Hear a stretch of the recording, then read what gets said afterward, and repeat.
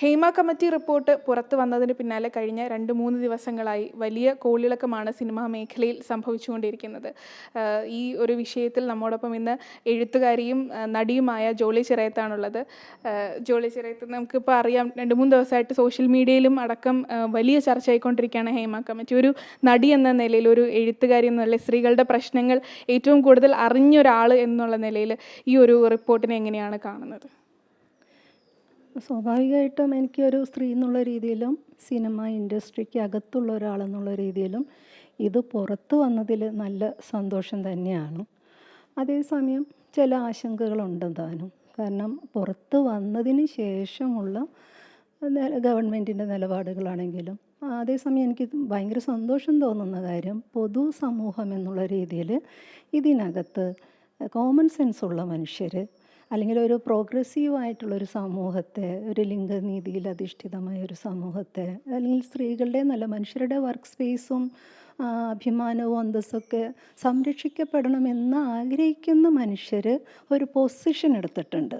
അതാണ് എനിക്ക് ഏറ്റവും സന്തോഷം തരുന്നത്. എനിക്കെന്ന് മാത്രമല്ല, ഞങ്ങളൊരു WCC എന്നുള്ളൊരു കളക്റ്റീവിൻ്റെയും കൂടി മുൻകൈയിലാണല്ലോ ഇത് ഇത്രയും വരെ എത്തുന്നത്.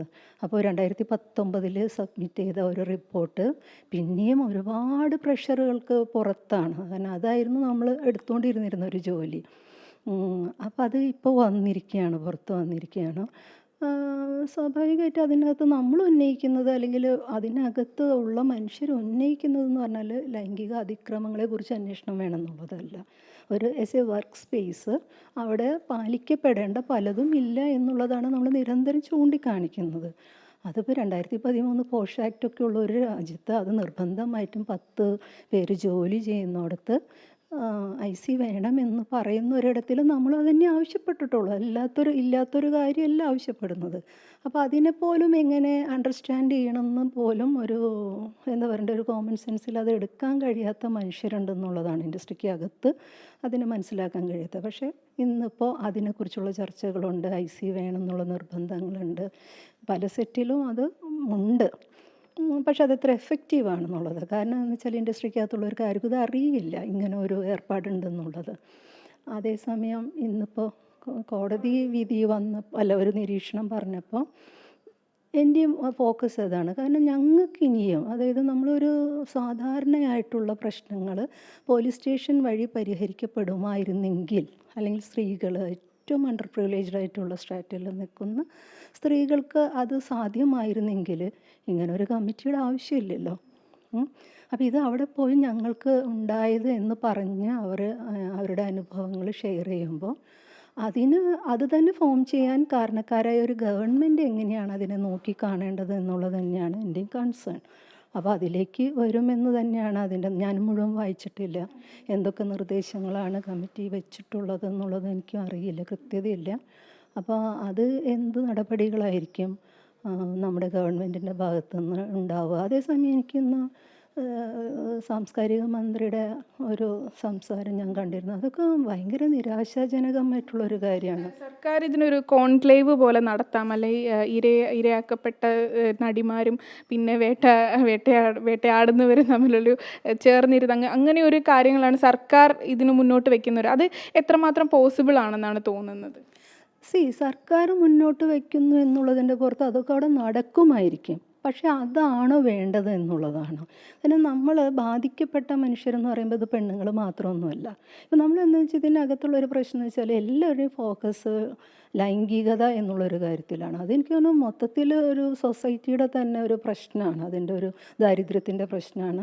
പിന്നെ ഈ ലൗഡായിട്ടുള്ള സ്പേസിൽ ഇത് കൂടുതലുണ്ടാകും, കുറച്ച് ഇൻറ്റിമേറ്റായിട്ട് ഇടപഴകുന്ന ഒരു വർക്കിംഗ് സ്പേസിൽ അതൊക്കെ ഉണ്ടാകും എന്നുള്ളൊരു മുൻവിധിയിലാണ് ഇതിലേക്ക് ഫോക്കസ് പോകുന്നത്. പക്ഷേ സത്യത്തിൽ ഇവിടെ എന്ന് പറഞ്ഞത് ആളുകളെ സംബന്ധിച്ച് തങ്ങൾക്ക് ജോലി ചെയ്താൽ കൂലി കിട്ടുമെന്ന് ഉറപ്പുള്ളൊരിടത്തിലാണ് ബാക്കി എന്തും ഡിമാൻഡിങ് ആവാൻ പറ്റുള്ളൂ.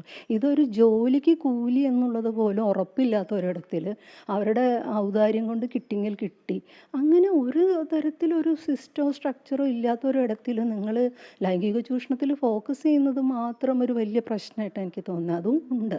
അത് പക്ഷേ സ്ത്രീകളോടുള്ള പൊതുസമൂഹത്തിൻ്റെ മനോഭാവമാണ്. അതുകൊണ്ടാണല്ലോ നമ്മൾ റേപ്പ് വിക്റ്റിമിനെ പോലും നമ്മൾ എന്ത് ചെയ്യുന്ന ബ്ലെയിമിൽ നിർത്തുന്ന ഒരു ലോകമാണിത്. കോടതി വരെ എന്താ നിങ്ങൾക്ക് കരയാമായിരുന്നില്ലയോ, ഒന്ന് ഉറക്കെ കരയാമായിരുന്നില്ലേ എന്ന് ചോദിക്കുന്ന അത്രയും ഇൻസെൻസിറ്റീവായിട്ടുള്ള കോടതികൾ പോലും ഉള്ളൊരു സ്ഥലത്ത് ഇരുന്നിട്ടാണ് നമ്മൾ ഈ പ്രശ്നങ്ങൾ ഉന്നയിക്കുന്നത്. അപ്പോൾ അതിൻ്റെയൊക്കെ ഒരു റിസീവിങ് എൻഡിൽ നിൽക്കുന്ന നമ്മളുടേതുപോലുള്ളവരുടെ ആ ഒരു ആഘാതം സമൂഹത്തിന് മനസ്സിലാവില്ല. അതിനത് അത്ര ഇൻസെൻസിറ്റീവാണ് ആ ഏരിയ. അപ്പോൾ എനിക്ക് കഴിഞ്ഞ ദിവസം നടന്ന കോൺക്ലേവിൻ്റെ കാര്യത്തിൽ വരുമ്പോൾ എനിക്ക് തോന്നിയിട്ടുള്ളത് ഇതാണ് ഇമ്മീഡിയറ്റ്ലി ചെയ്യേണ്ടത്. എനിക്കതുപോലെ ഒരു കണ്ണിൽ പൊടിയിടലായിട്ടാണ്. കാരണം ഇത് ചെയ്യേണ്ട കാര്യം എന്ന് പറഞ്ഞാൽ ഇതിൻ്റെ ഒരു ഗൗരവം മനസ്സിലാക്കിയിട്ട് ഇതിനകത്ത് നിയമപരമായി എടുക്കേണ്ട ആക്ഷൻസ് എന്താണെന്നുള്ളതാണ്. അതിനകത്ത് നിങ്ങൾ ഇനിയും വന്ന് പരാതി തരൂ എങ്കിൽ നോക്കാം എന്ന് പറയുകയാണെങ്കിൽ ഇത് നമുക്ക് ആദ്യമേ തന്നെ പോലീസ് സ്റ്റേഷൻ വഴി പരിഹരിച്ചാൽ പോരായിരുന്നു.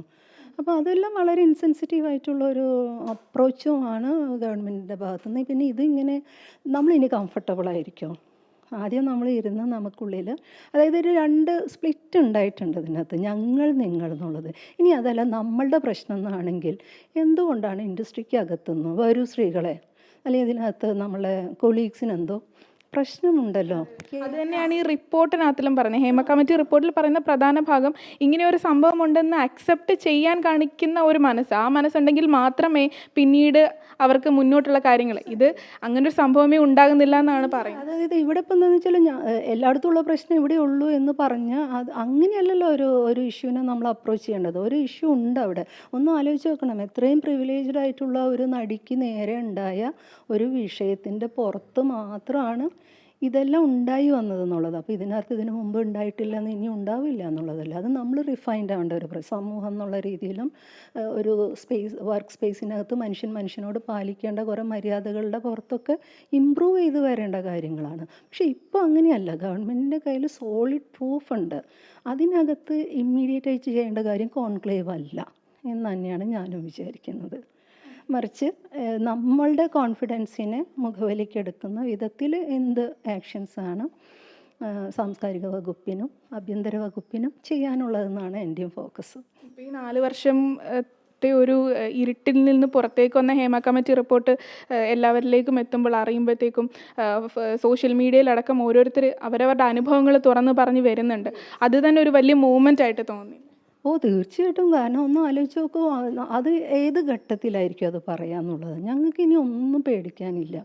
കാരണം നമ്മൾ ഈ സിസ്റ്റത്തിനോട് ഫൈറ്റ് ചെയ്ത് മതിയായി എന്നുള്ളൊരു ഘട്ടത്തിലാണ് സ്ത്രീകൾ അങ്ങനെ വരുന്നത്, അല്ലേ? നമ്മളൊന്ന് ആലോചിക്കുക, നമ്മളെ ആദ്യം തന്നെ ശീലിപ്പിക്കുന്നത് എല്ലാം വിട്ടുകൊടുക്കാനും ക്ഷമിക്കാനാണ്.